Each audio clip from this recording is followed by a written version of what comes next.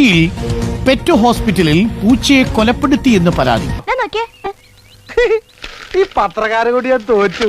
സംവിധായകൻ നാദിർഷയുടെ പൂച്ചയാണ് ചത്തത്. കുളിപ്പിക്കാൻ കൊണ്ടുപോയതായിരുന്നു പൂച്ചയെ.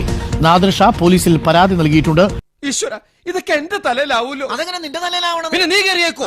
ഞാനാക്കണ. ലിബി സജീന്ദ്രനുണ്ട് കൂടുതൽ വിവരങ്ങളുമായി. പൂച്ചയുടെ പേര് നൊബൈൽ എന്നാണ്. ഓമനിച്ച് വിളിച്ചിരുന്നത് ചക്കര എന്നാണെന്ന് അറിയുന്നു. എന്താണ് സംഭവിച്ചത് ലിബി? പൂച്ചക്കേസാണ്. ആ സെന്റിമെന്റ്സ് നമ്മൾ മുതലെടുക്കണം, അതാണ് ബുദ്ധി. പക്ഷേ അതിനകത്ത് അറിയല്ലോ, പൂച്ചയും പട്ടിയും ഒക്കെ ഇത്തരം പെറ്റുകളുമായിട്ട് നമുക്ക് ചില ആളുകൾക്ക് വൈകാരികമായിട്ടുള്ളൊരു ബന്ധമുണ്ടാവുകയും ചെയ്യും. ആവാൻ സാധ്യതയുണ്ട്.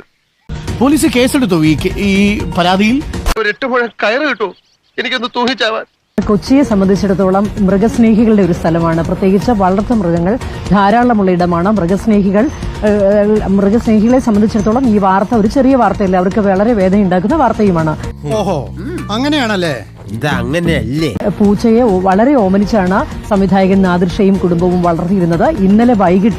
ഇന്നലെയാണ് ഈ പൂച്ചയെ ഗ്രൂം ചെയ്യുന്നതിന്റെ മുന്നോടിയായി സഡേറ്റ് ചെയ്യാനായി ഈ പെറ്റ് ഹോസ്പിറ്റൽ, പാലാരിവട്ടം നിർണയം മെഡിസിറ്റിയുടെ അടുത്താണ് ഈ പെറ്റ് ഹോസ്പിറ്റൽ ഇവിടെ കൊണ്ടുവന്നത്.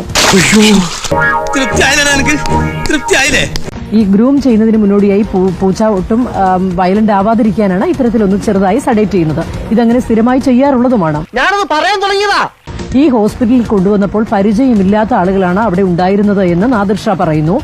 ഇവർ തീരെ പരിചയക്കുറവോടുകൂടി വളരെ അൺപ്രൊഫഷണലായി ഈ പൂച്ചയെ സഡേറ്റ് ചെയ്യാൻ ശ്രമിച്ചപ്പോഴാണ് ഈ പൂച്ചയുടെ ജീവൻ നഷ്ടപ്പെട്ടത് എന്നുള്ളതാണ് പരാതി.